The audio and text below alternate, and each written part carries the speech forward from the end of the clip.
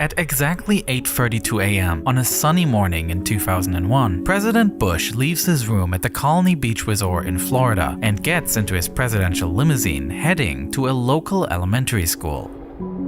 The reason for this visit is that he's promoting a new education program.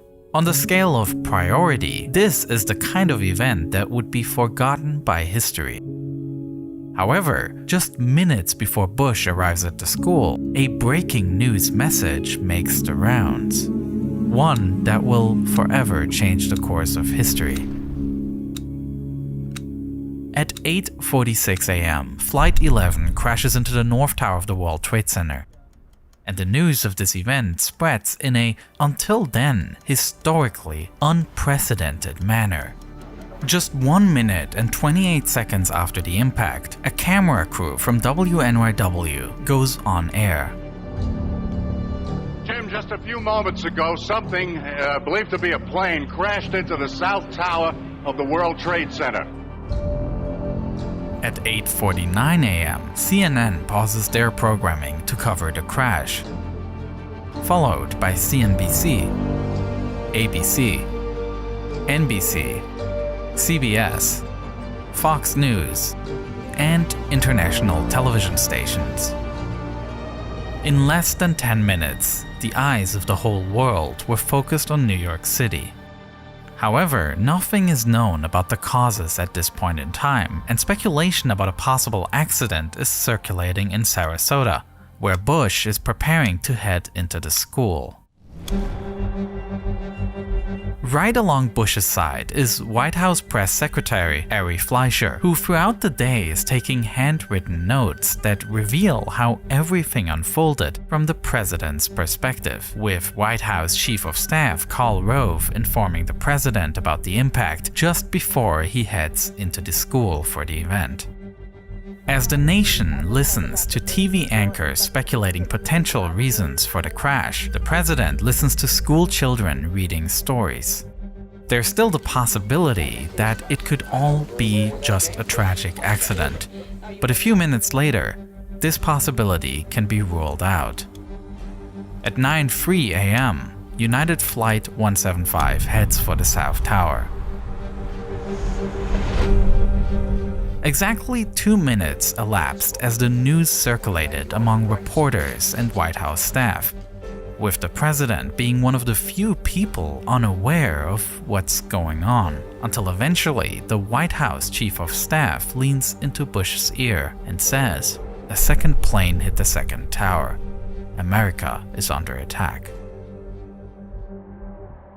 A few miles away at this time, a US government-modified Boeing 747 with the usual call sign Air Force One prepares to take the president back on a short journey to Washington, D.C.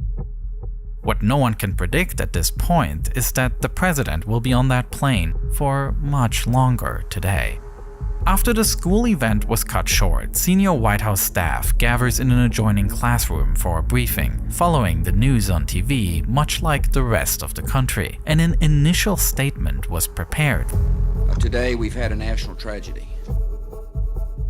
Simultaneously, the Air Force is clearing the way for a seamless flight of the presidential plane. I need you guys to keep a good eye on Air Force One today and make sure that it gets priority. They're going to probably be taking off early here to come back to Washington, D.C. So is there any way that you can help us out on that? Yep. They're out of Sarasota. They'll be coming back probably in the next hour, I believe. But whether Bush should really return to the Capitol in this situation is unclear, as the attacks on the nation continue. While the president is in his limousine heading to the airport, he is informed of yet another strike. This is coming at 9:43 Eastern Time. We're looking at a live picture from Washington, and there is smoke pouring out of the Pentagon. About 10 minutes after the strike against the Pentagon, Air Force One is about to take off from Sarasota. The Secret Service had received reports that a person with an unclear device was near one end of the runway, and the fear was that it might be a weapon. Even though later it turned out to be nothing but a camera, As a precaution, the pilot decided to turn the plane around and take off from the other side so as not to be in the line of sight of a possible shooter. Unlike usual, the plane also climbs at an extremely steep angle, a safety maneuver that can protect against ground attacks. As Air Force One continues to gain altitude, heading towards the capital city, one other plane over US airspace is still under the control of the hijackers. Flight 93, initially heading to San Francisco, had changed course, now also approaching Washington, D.C. As it later turns out, the passengers of this flight had heard of the attacks on New York and initiated a revolt against the hijackers, with passengers attempting to gain control. At 10:03 a.m., Flight 93 crashes in a field in Pennsylvania. Although the revolt was unsuccessful in saving the passengers, it did save lives by preventing the hijackers from reaching their destination. Meanwhile, aboard Air Force One, heated debates are raging about where the president should be flying at this time. Bush himself had given the order to return to Washington, but in the midst of an ongoing threat, the Secret Service was not about to risk it. Bush was barred, or at least strongly discouraged from returning to DC. Instead, Barksdale Air Force Base in Louisiana was chosen. Here, Air Force One can then refuel and a longer plan can be devised for where the president can most effectively carry out his duties.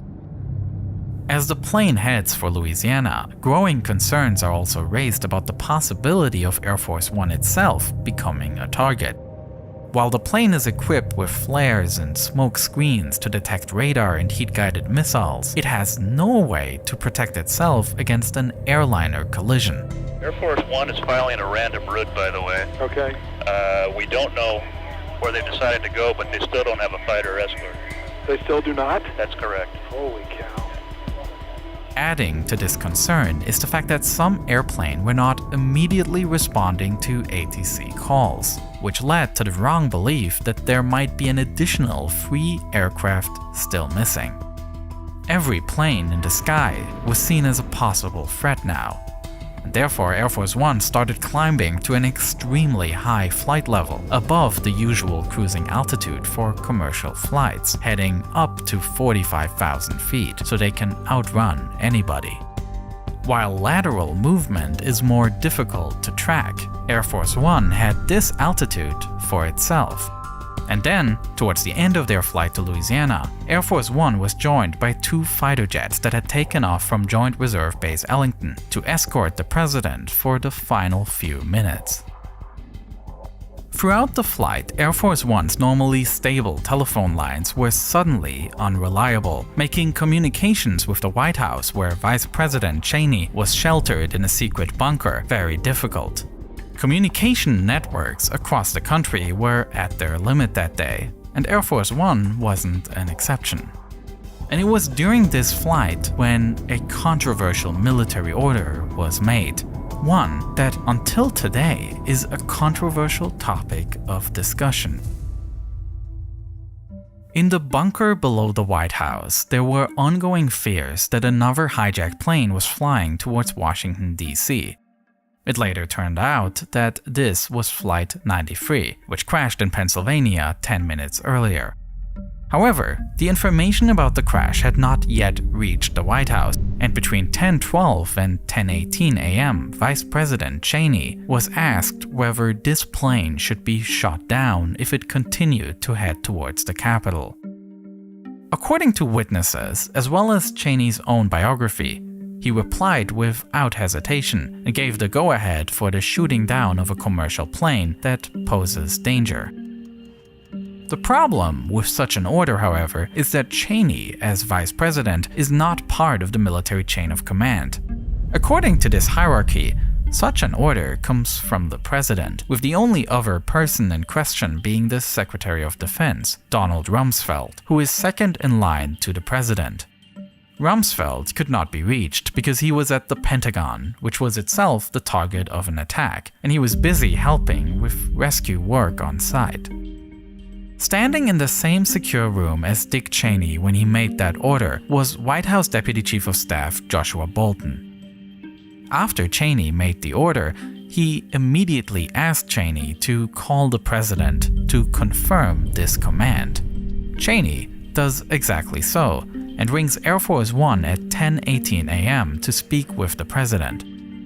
According to the investigation report, this phone call lasts 2 minutes, which lines up with the notes that Ari Fleischer took. At 10:20 a.m., these notes show the words, "Authorized shutdown if necessary." The question, however, remains. Did Vice President Cheney initially give a command that he wasn't entitled to give? He himself denied it and stated that he had already confirmed this order in a previous conversation with Bush. And in fact, Fleischer's notes do show that Bush and Cheney spoke on the phone beforehand, visible in the above entry at 9:45 a.m. However, there is no sign of a conversation about a possible shootdown. Whether the two spoke about this or not can not be answered conclusively. Upon landing at Barksdale Air Force Base, a more detailed briefing took place, and the president once again addressed the nation. Freedom itself was attacked this morning. As Bush delivers his speech, his security team and national advisors have come up with a new destination. The president is determined to head to the White House, saying, "I want to go back home ASAP, and I don't want whoever this is holding me outside Washington." But the Secret Service disagrees, with Eddie Marenzel, the president's lead Secret Service agent, saying, "Our people are saying it's too unsteady still." Therefore, at 1:48 p.m., Air Force One takes off from Barksdale Base, heading not for Washington, but for the Offutt Air Force Base in Nebraska. The reason they decided to go here is that this base has the US Stratcom bunker, an immensely protected underground compound with advanced communication capabilities. On this journey to Nebraska, Air Force One is flying almost entirely alone in American airspace. Already at 9:45 a.m., 1 hour after the first strike, a complete closure of all US airspace was ordered, after which aircraft had to land at the nearest possible airport. At around 12:15, this closure was completed, with all commercial and general aviation grounded.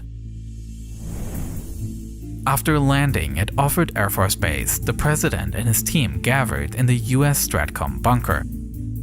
It is located 40 feet underground and is thickly built to provide protection from any possible attacks. In addition to an extensive communication center, there are also several other rooms with offices and even bedrooms, so that this station could function as an overnight base if necessary.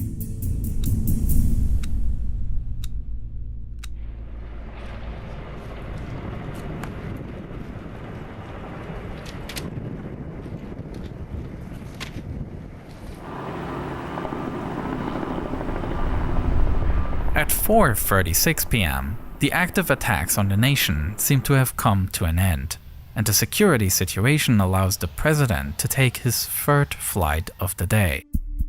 Air Force One departs, bound for Joint Base Andrews. But even this flight was carried out under immense security concerns, as the Secret Service not only worries about security in the airspace, but also considers possible threats on board.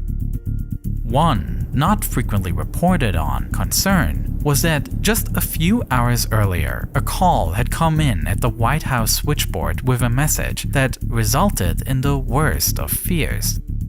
The message on the call was "Angel is next." Angel is the internal code word for Air Force One, and what is especially concerning is the fact that this code word was not publicly known, leading Secret Service agents to suspect an insider might be plotting an attack on the plane. In face of this ominous message, the Secret Service decided to permanently station agents in the aisle of the presidential area. Additionally, another agent was placed near the cockpit door, ready to defend it from any intruders. In the later investigation into the events of September 11, it'll appear that a number of misunderstandings had led to this warning, and that these exact words were not uttered on the phone. It was one of many false alarms that day that severely raised tensions aboard Air Force One.